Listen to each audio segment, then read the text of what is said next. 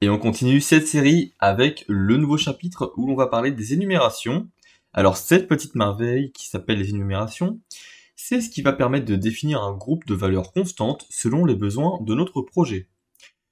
L'avantage, c'est que cela va empêcher l'écriture de chaînes de caractères ou bien de chiffres directement dans le code, et donc améliorer la lisibilité et la compréhension du code.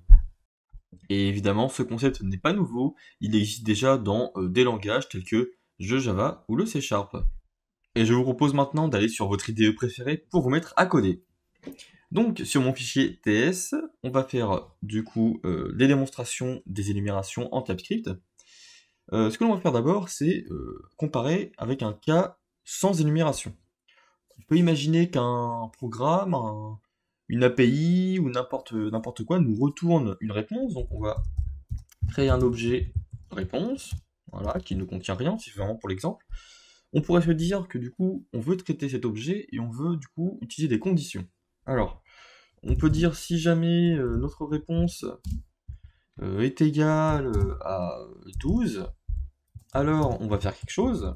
Console.log, ouais, super. Sinon, else if ma réponse égale moins 1, alors on marque, oh bah là, c'est perdu, là clairement, c'est foutu. Ok. Sauf que là, ok, peut-être qu'au moment des faits, on savait ce que l'API nous renvoyait, 12 moins 1, 12 ça veut dire que on a réussi, sinon non. Mais si on revient sur notre code plusieurs mois après, ou qu'on passe la main à quelqu'un qui n'a jamais mis le nez dans ce bout de code, eh ben, il va rien comprendre du tout. Donc du coup, il existe les énumérations qui vont permettre de définir des constantes, et à ces constantes, on va leur attribuer des noms qui vont nous parler. Parce que là, c'est vraiment pas lisible du tout, du tout. Alors, on va partir sur un exemple qui, hop, je vais supprimer ceci, qui du coup va parler à tout le monde. Donc on va parler des jours de la semaine. On peut du coup les ranger dans des constantes puisque les jours ne changent pas. Si on a besoin de travailler avec des jours, on peut utiliser du coup une énumération. Alors, on utilise le mot-clé enum en TypeScript, comme dans beaucoup de langages qui gèrent les énumérations. On va appeler notre énumération jour. Pour les anglophones, on pourrait appeler ça, bien entendu, day. Après lundi, donc on a mardi, mercredi et ainsi de suite. Très bien. Et donc, une énumération, lorsque l'on n'indique pas de valeur, on va avoir à la suite, les uns à la suite des autres, 0, 1, 2, 3, voilà, une auto-incrémentation de constantes, donc plus 1 à chaque fois. Si jamais du coup je fais un console.log jour, point, on a du coup l'autocomplétion qui marche avec l'IDE, donc ça c'est parfait. Jour.lundi.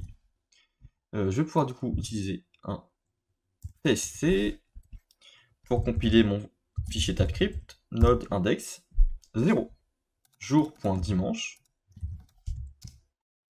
Il faut que je fasse une compilation.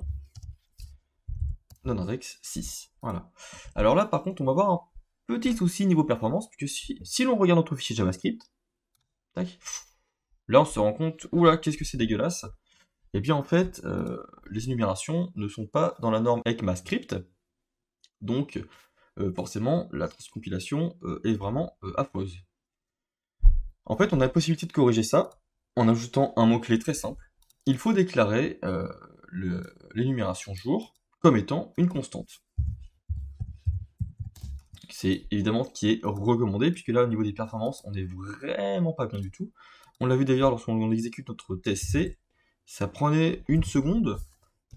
Là, lorsque je le réexécute, ça va peut-être un peu plus vite, mais dans tous les cas, si l'on regarde, voilà notre code, on a du coup la valeur de notre constante, et en plus, on a un petit commentaire qui nous indique quel était le nom de la constante au moment du coup de la transcompilation. Donc c'est beaucoup mieux dans ce cas-là. C'est beaucoup mieux d'utiliser des constantes, rien que pour la lecture du coup de notre fichier JS, et pour les performances. Et du coup, les énumérations nous permettent de faire très simplement, par exemple, let jour comme ceci. On peut faire ensuite un switch case, switch de jour, case jour.lundi, il se passera quelque chose. Oui, forcément, comme jour est égal à 8, donc égal jour.lundi, par exemple. Case. Alors, on va peut-être avoir une erreur. Si jamais, mettons mardi, par exemple. Oui, en fait, comme ici, on n'a pas le moyen de déclarer une variable qui peut prendre plusieurs valeurs, à part si on fait un let nombre égale mat.random,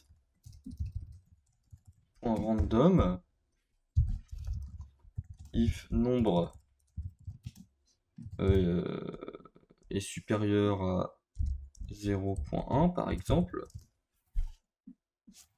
on va dire que jour est égal à jour.lundi, sinon jour est égal à jour.mardi, et on déclare notre variable jour juste au-dessus. Hop, voilà. Et dans ce cas-là, on va pouvoir du coup tester notre switch case. Console.log, c'est lundi. Donc ici, ça devient beaucoup plus lisible hein, que si nous mettions par exemple 0 ou 1. Dans ce cas-là, pour le développeur, c'est beaucoup plus pratique. C'est mardi. Alors on va compiler. On va regarder ce que ça donne en JS. Voilà, donc on n'a pas le code de bizarre qu'on avait tout à l'heure. Là, on a bien en plus, voilà, lundi, mardi, lundi, mardi. On sait bien où l'on en est. Node index, c'est lundi, c'est lundi, c'est lundi, c'est lundi, c'est lundi, c'est lundi. Ça va bien entre 0 et 1. Bah après, peut-être que si l'on met du coup, enfin si l'on met inférieur, ça devrait fonctionner. C'est mardi, c'est lundi. Ah, vous voyez en fait, on n'a juste pas eu beaucoup de chance. C'est mardi, c'est lundi, voilà. Donc on a voilà un code lisible grâce aux énumérations ici.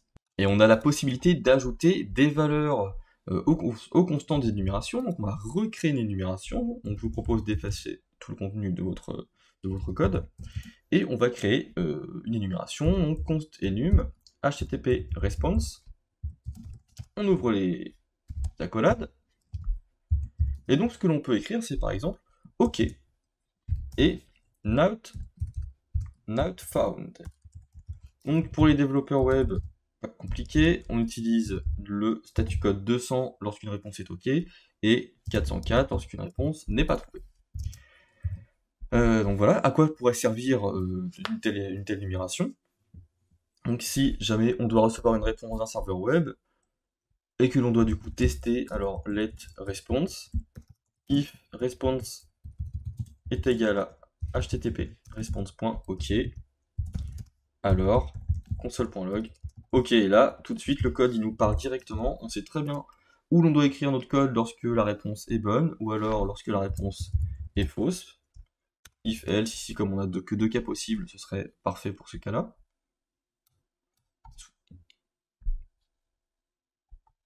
Et donc encore une fois, la lisibilité du code est accrue ainsi que la compréhension. On a encore une dernière possibilité, c'est d'attribuer des chaînes de caractères à nos constantes. Donc j'ai imaginé par exemple une constante qu'on appellerait color, avec R0, qui est, enfin color ou couleur, selon vos envies, R0 qui est égal à rouge, R1 par exemple à, alors majuscule ou pas, rouge foncé, tac, et par exemple on peut mettre la couleur verte, donc V0, verte foncé, voilà, color, V1, alors je me suis trompé, couleur verte, tac, tac, la couleur verte, voilà. Et donc si on fait console.log R1, alors color.R1 d'ailleurs, tac, compilation, hop, rouge foncé, vous voyez. Donc on a la possibilité dans les deux sens, on a trois possibilités d'ailleurs, soit une énumération avec l'auto-incrémentation de nos constantes, de 0 jusqu'à n, selon le nombre de constantes dans notre enum, soit la possibilité de définir nous-mêmes des nombres dans nos constantes, comme on a vu avec OK et not found, 200 et 404, ou bien la dernière possibilité que l'on voit ici, la possibilité d'attribuer donc d'utiliser des énumérations littérales, d'attribuer des chaînes de caractères à nos constantes. Et voilà qui s'achève notre vidéo sur les énumérations. Si vous avez un problème, une question, n'hésitez pas à laisser un commentaire. Et si vous avez apprécié la vidéo, n'hésitez pas à la liker.